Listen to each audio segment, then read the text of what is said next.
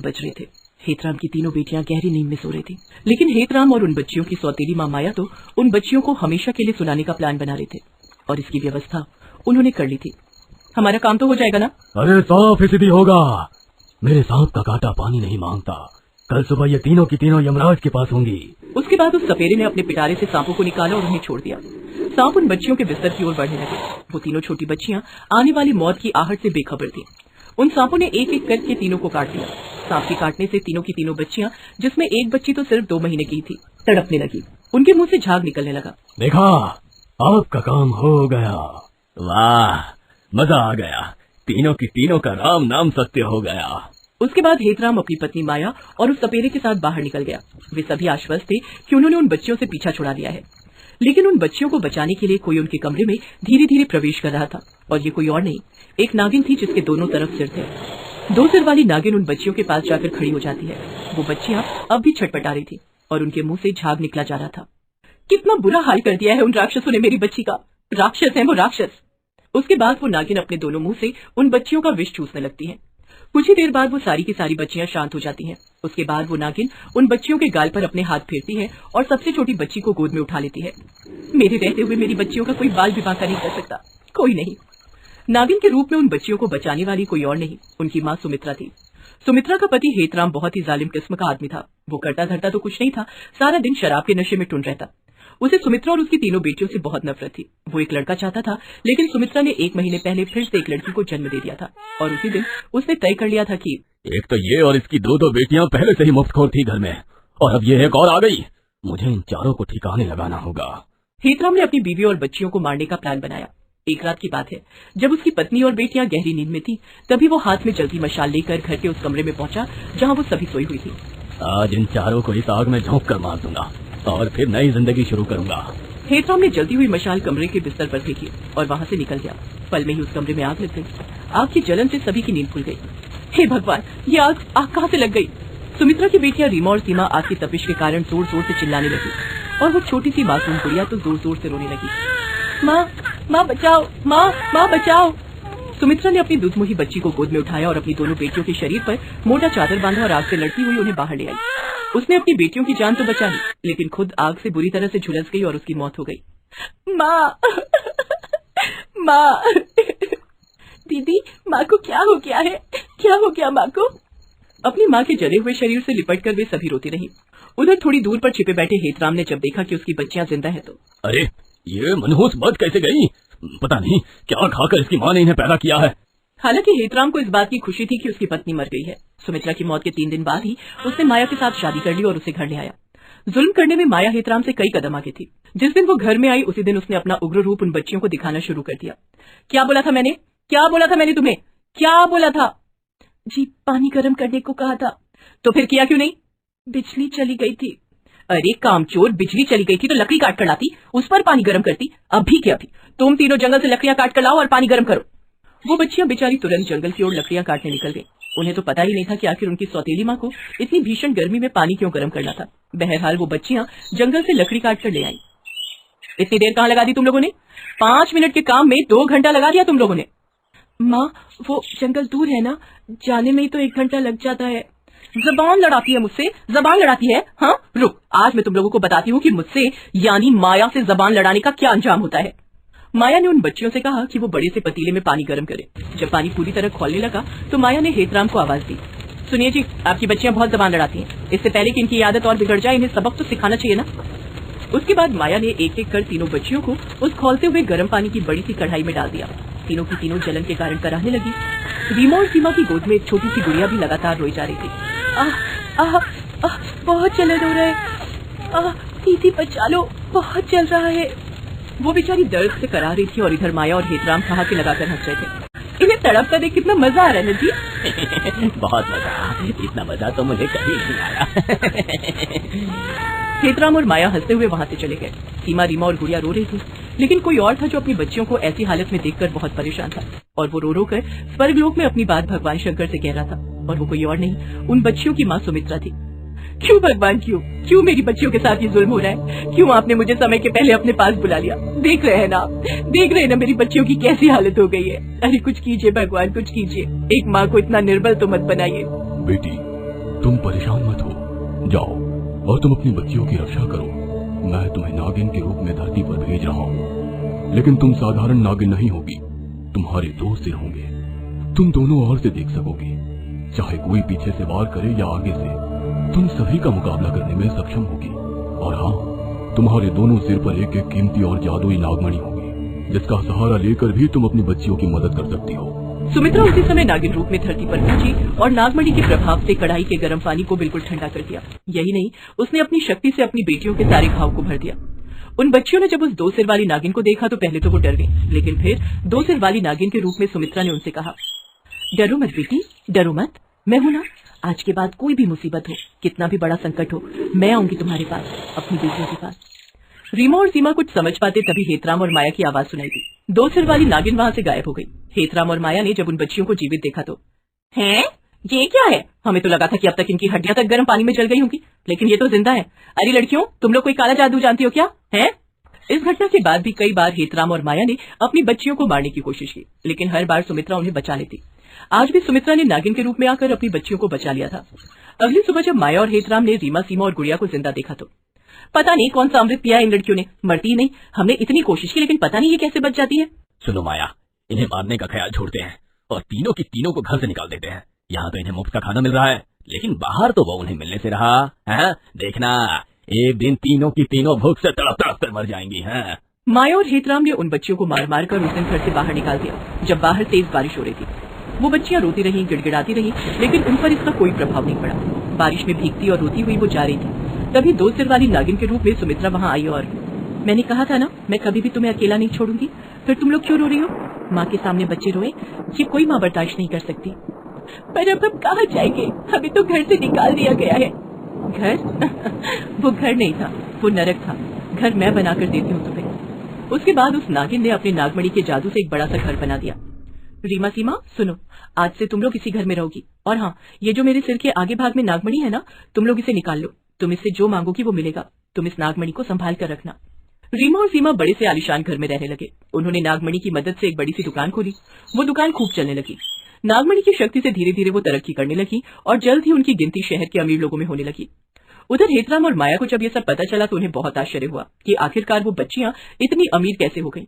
एक दिन वो दोनों एक साधु का वेश बनाकर उनके घर आए और यहाँ उन्हें उस नागमणि के बारे में पता लगा। अच्छा, तो ये इस नागमणि का कमाल है। सुनो जी, आज के आज ही हम ये नागमणि चुरा लेंगे। उस रात जब सभी सो रहे थे तभी उन दोनों ने उस नागमणि को चुरा लिया। नागमणि चुराकर उन्होंने अपने थैले में रखा, लेकिन तभी उन्हें लगा कि उनके थैले के अंदर से कोई सांप फुफकार रहा है। वो कुछ समझ पाते तभी 2 सिर वाली नागिन वहां प्रकट हो गई। अरे बाप रे, ये तो कोई नागिन है, 2 सिर वाली नागिन। सुनते हो जी, इससे पहले कि ये हम पर हमला करे, इसे मार डालते हैं। हेतराम और माया ने नागिन को मारने के लिए अपने साथ लाया चाकू अपनी कमर से निकाला, लेकिन उसके पहले ही नागिन ने हेतराम को अपने अगले मुंह में डाला और माया को पिछले मुंह में। अरे अरे छोड़ो, अरे अरे हमें छोड़ो, अरे छोड़ो, अरे कोई बचाओ। नागिन ने उन दोनों को मार दिया। उसके बाद वो वहां से हमेशा के लिए गायब हो गई। बेला नागिन दर्द से तड़प रही है, उसे गोली लगी है। बचाओ बचाओ, मैं मर गई। बेला नागिन की बेटी रत्ना उसे शांत करने की कोशिश कर रही है। माँ शांत हो जाओ, माँ तुम्हें कुछ नहीं होगा। तभी रत्ना के शरीर में गोली आकर लगती है और वहीं पर रत्ना का देहांत हो जाता है। बेला नागिन भी मरने के कगार पर है। तभी राजा रामचंद्र सिंह बंदूक लेकर आगे आते हैं। 2 गोली में 2 निशाने साध लिए हैं मैंने। अब इन दोनों से नागमणि लेकर मैं अपने मुकुट पर लगाऊंगा, उससे मेरी मुकुट की शोभा बढ़ेगी। राजा रामचंद्र ने बेला नागिन को अपने पैरों तले कुचल दिया और फिर दोनों से नागमणि निकाल कर चले गए। बेला नागिन और रत्ना नागिन की डेड बॉडी वहीं पर पड़ी रही। बहुत दिन पहले बेला नागिन ने राजा की मदद की थी, लेकिन राजा रामचंद्र सिंह आज सब कुछ भूल गया। वो नागमणि लेकर महल में चला गया और नागमणियों को अपने मुकुट में चिपका लिया और दूसरी ओर जंगल में हाहाकार मच गया। हे भगवान, बेला नागिन और उसकी बेटी को राजा ने मार दिया। अब क्या होगा? हे नागराज, इसका बदला नहीं लेंगे क्या? नागराज स्वर्ग से उनके सिंहासन पर बैठकर सब कुछ देख ही रहे थे। जंगल में इतने सारी नागिनों के हाहाकार को सुनकर वो अपने आप को रोक नहीं पाए। वो जंगल में चले आए। शांत हो जाओ सभी। शांत कैसे हो जाए नागराज? राजा रामचंद्र के लिए हम लोगों ने क्या कुछ नहीं किया। आज वो जिंदा है तो सिर्फ हमारी वजह से। मुझे पता है, मैंने तब बेला को मना किया था, लेकिन अफसोस उसने मेरी बात नहीं सुनी। असल में आज से 10 साल पहले एक दिन शत्रु राज्य के राजा भानु प्रताप ने रामचंद्र पर हमला बोल दिया था। रामचंद्र के पास उतनी ज्यादा सेना भी नहीं थी। राजा बहुत ज्यादा चिंतित हो गए थे। क्या करूं, कुछ समझ में नहीं आ रहा है। लगता है मुझे इस राज्य से हाथ धोना पड़ेगा। क्यों महाराज, जरा सोचिए। भानु प्रताप के पास इस राज्य में घुसने का सिर्फ एक ही रास्ता है, वो जंगल। जंगल में नागिनों का झुंड रहता है, आप उन लोगों से बात करके देखिए। तब राजा रामचंद्र ने बेला नागिन के पास जाकर सब कुछ कहा और बेला नागिन उनकी मदद करने के लिए राजी हो गई। भानु प्रताप की सेना जब जंगल पार कर रही थी तब सभी नागिनों ने एक एक को डसकर ऊपर पहुंचा दिया था। वही किस्सा आज नागराज को याद आ गया। नागराज ने कहा, हम इंसान नहीं है, इसका मतलब ये नहीं कि हम सबको चुपचाप सहते रहेंगे। हमें इसका बदला लेना होगा। हमें राजा रामचंद्र का खून चाहिए। हाँ हाँ, चाहिए चाहिए, सभी चिल्लाने लगे। उस तरफ रात को राजा रामचंद्र को एक सपना आया। सपने में एक साधु ने आकर कहा, रामचंद्र, तेरे पास सब कुछ है, लेकिन तेरे पास एक बेटी नहीं है। तेरी पत्नी तुझे बेटी नहीं दे सकती, तू एक शादी और कर ले। ये बोलकर साधु गायब हो गए। रामचंद्र की नींद टूट गई। हाँ, ये तो सच बात है। मुझे एक राजकुमारी चाहिए। मेरे पास बेटा तो है, लेकिन बेटी नहीं है। अगले ही दिन से राजा रामचंद्र ने नई रानी की तलाश करना शुरू कर दिया। राजा का स्वयंवर किया गया और उस स्वयंवर में एक लड़की आई। वो लड़की बहुत ही सुंदर थी। राजा ने उसका नाम पूछा। मेरा नाम कामिनी है, आप मुझे बहुत पसंद हो महाराज, मुझसे शादी कीजिए, मैं आपको बहुत खुश रखूंगी। कामिनी की आंखों में जादू सा था। उसकी आंखों में देखते ही राजा जैसे उसके वश में हो गए और उसके बाद राजा रामचंद्र ने कामिनी से शादी करने का निर्णय ले लिया। कुछ दिनों बाद शादी हो भी गई। सुहाग रात में रामचंद्र और कामिनी एक साथ सो गए, लेकिन बीच रात को जब रामचंद्र की अचानक से नींद टूटी तब रामचंद्र ने देखा कि उसके पास से कामिनी गायब है। कामिनी, कामिनी, कहाँ हो तुम? रामचंद्र कामिनी को ढूंढते हुए घर के बाहर चले गए, लेकिन कामिनी घर के बाहर भी नहीं मिली। तब राजा रामचंद्र कमरे में लौट आए और देखा कि कामिनी बिस्तर के ऊपर ही सोई हुई है। कामिनी, कहाँ चली गई थी तुम? मैं तो यहीं पर थी, आपके पास। आपने शायद कोई सपना देखा होगा। आइए मेरे पास आइए, मैं आपको सुला देती हूँ। रामचंद्र कामिनी के पास चले गए। कामिनी को जैसे कोई जादू आता है। रामचंद्र उसके पास जाते ही सम्मोहित हो गए और गहरी नींद में खो गए। अगले दिन सुबह राजा रामचंद्र की पहली पत्नी उर्मिला ने कामिनी से कहा, देखो बहन, मैं तुम्हें एक बात बताना चाहती हूँ। वो अच्छे आदमी नहीं है। वो मेरे ऊपर अत्याचार करते थे, मुझे मारते पीटते थे। पैसे और ताकत के अहंकार में वो अंधे हो गए हैं। वो तुम्हारे ऊपर भी अत्याचार कर सकते हैं। उनका अत्याचार सहकर ही तो यहाँ आई हूँ। क्या मतलब? कुछ नहीं। मुझे सावधान करने के लिए धन्यवाद।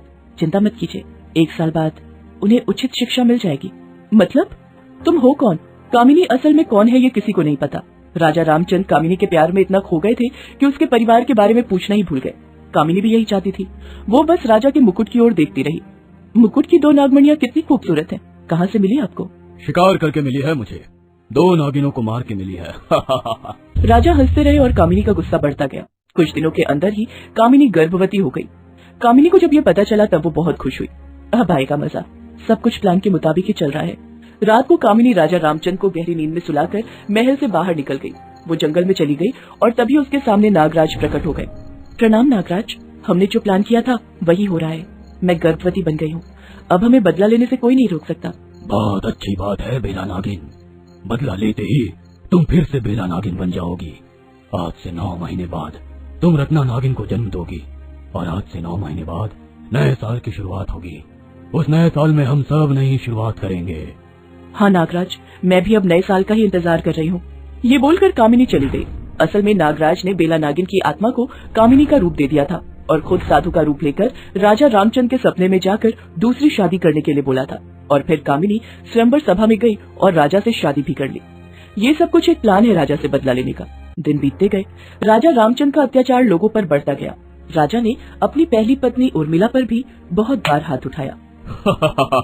अब मेरे पास नई पत्नी है, अब मुझे तेरी जरूरत नहीं है। जा नौकरानियों के साथ घर का काम काज कर। राजा ने उर्मिला को घर की नौकरानी बना दिया। उर्मिला बस रोती रही। कामिनी ने उर्मिला को यही कहा, चिंता मत कीजिए, बस कुछ ही महीनों बाद नया साल आने वाला है। इसी तरह दिन बीतने लगे। रामचंद्र के महल में जो भी आता था, रामचंद्र उसे बड़े गर्व के साथ अपने मुकुट की 2 नागमणियां दिखाता था। क्यों है ना, ये दोनों कमाल की चीजें। ये चीज दुनिया में कहीं भी खरीदने को नहीं मिलती, ये केवल मेरे पास है। कामिनी ये देखती थी और उसका गुस्सा और बढ़ जाता था। इस तरह 9 महीने बीत गए। कामिनी की डिलीवरी का वक्त आ गया।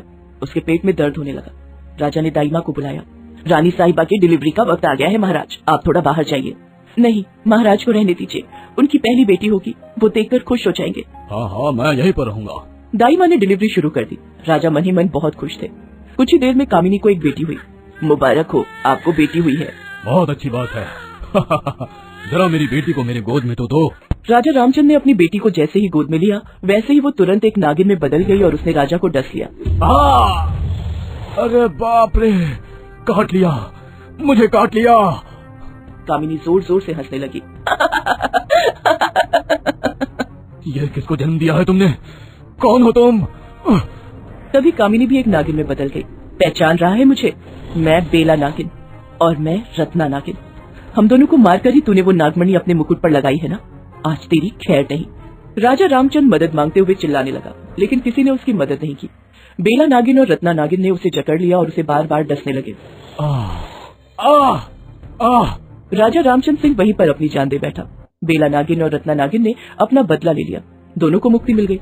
राज्य के लोग राजा के अत्याचार से बच गए। उर्मिला राज्य की नई रानी बनी। रानी बनते ही उर्मिला ने जंगल में नागिनों के रहने के लिए घर बना दिया। नया साल आ गया है और ये तुम लोगों के लिए मेरी तरफ से नए साल का तोहफा है। सभी बहुत खुश हो गए और इसके बाद सभी खुशी खुशी रहने लगे।